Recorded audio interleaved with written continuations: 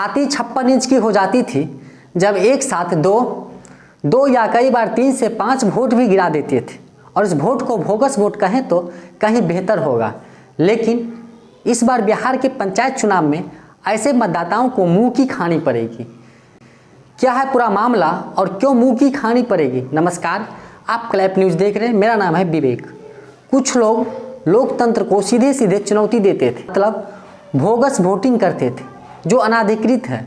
लोकतंत्र के लिए बनी इस चुनौती को बिहार राज्य निर्वाचन आयोग ने भी ताल ठोक कर चुनौती दे दिया है। मतलब कुल मिलाकर बताते चले तो इस बार अब एक मतदाता सिर्फ एक ही वोट का प्रयोग कर सकेंगे, चाहे वो जो भी पैतरे अपना ले, चाहे घूंघट की आड़ ले, या शर्ट बदल कर टी शर्ट ही क्यों ना पहन ले, धोती कुर्ता से कोट पहन ले, या एक बार दाढ़ी रखकर या दूसरी बार सेव कराकर ही वोट डालने की कोशिश क्यों ना करे। आयोग सभी कोशिशों को नाकाम रहने की दावा कर रहे हैं। अब बात इस पे करते हैं कि राज्य निर्वाचन आयोग ने किस स्ट्रेटजी पे काम किया है कि उनके इन दावों का भौकाल सा मच गया है। राज्य निर्वाचन आयोग के हिसाब से उन्होंने एक मैप जारी किया है जिसमें मतदाताओं को किस किस स्तर और सुरक्षा से गुजरना पड़ेगा। आप उस मैप को स्क्रीन पे देख सकते हैं, प्रक्रिया को सावधानी पूर्वक समझ सकते हैं और आपको यह भी समझ में आएगी कि राज्य निर्वाचन आयोग ने ऐसे दावे क्यों पेश किए हैं। इन चरणों से गुजरने के साथ साथ कोरोना के गाइडलाइन को भी बखूबी पालन करना पड़ेगा। इस पर बिहार राज्य के पंचायती राज मंत्री सम्राट चौधरी ने बताया है कि इस बार चुनावी प्रक्रिया में बूथों पर अधिकारियों के साथ साथ बायोमेट्रिक मशीन एवं टैबलेट के साथ साथ तकनीकी स्टाफ भी मौजूद होंगे। एक मतदाता को सबसे पहले बायोमेट्रिक सिस्टम से गुजरना पड़ेगा। उनके सारे डिटेल्स ऑटोमेटिक डिटेक्ट कर लिए जाएंगे।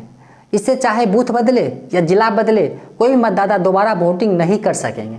खास बात यह है कि कुछ दूरस्थ इलाकों में अगर इंटरनेट की कनेक्टिविटी में कोई दिक्कत आती है तो भी बायोमेट्रिक सिस्टम फेल नहीं होगा।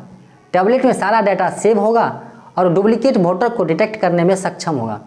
तकनीक का खासा प्रयोग किया जा रहा है। सारे डाटा सेंट्रल सर्वर पर हमेशा अपडेट होते रहेंगे। साथ ही साथ बताते चले तो राज्य निर्वाचन आयोग ने बायोमेट्रिक वेरिफिकेशन के लिए इंजीनियरिंग कंसल्टेंट इंडिया लिमिटेड नाम की कंपनी को ऑथराइज किया है। इस बार बिहार राज्य निर्वाचन आयोग पर काफ़ी प्रेशर होगा। प्रेशर इस बात से रहेगा क्योंकि अब की बार बोगस वोटिंग को हटाने और वोटिंग में पारदर्शिता लाने के बिहार में पहली बार पारंपरिक बैलेट पेपर को हटाकर ईवीएम का प्रयोग किया जा रहा है। बताते चले तो बिहार राज्य निर्वाचन आयोग ने 36 जिलों के 222 जिलों से ईवीएम मंगवाया। इस पर आयोग को बहुत बड़ी रकम खर्च करनी पड़ी। इसके बावजूद अगर कोई मतदाता 30 मार खान बनने की कोशिश करता है और इन सभी चक्रव्यूह को भेद कर भी वोटिंग करने में सफल हो जाता है, अगर पकड़े गए तो उन पर सख्त कानूनी कार्रवाई की जाएगी।